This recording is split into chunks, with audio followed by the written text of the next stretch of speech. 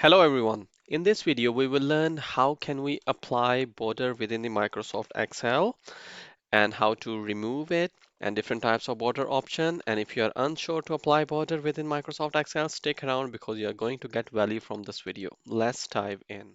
In this examples, I have different columns and different cell with the different data.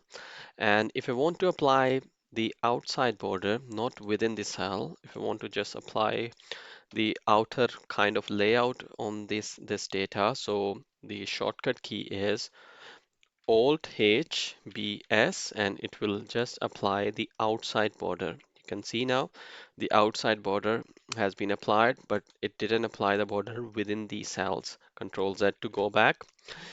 Another shortcut key is to apply the thick outside border. I want to have the outside border, but I want to have a thick outside border.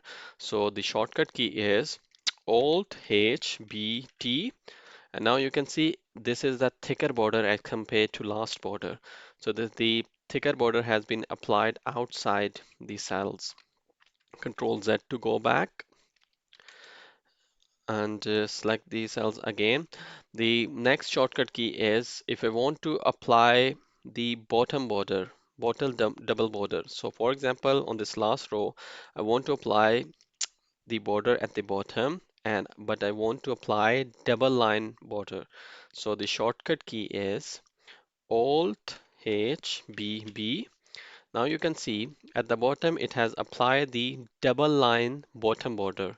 So now you can see now Control Z to go back, select all those cells again, and if I want to apply border on all those cells, so the shortcut key is Alt H B A and it will apply the border on all those cells.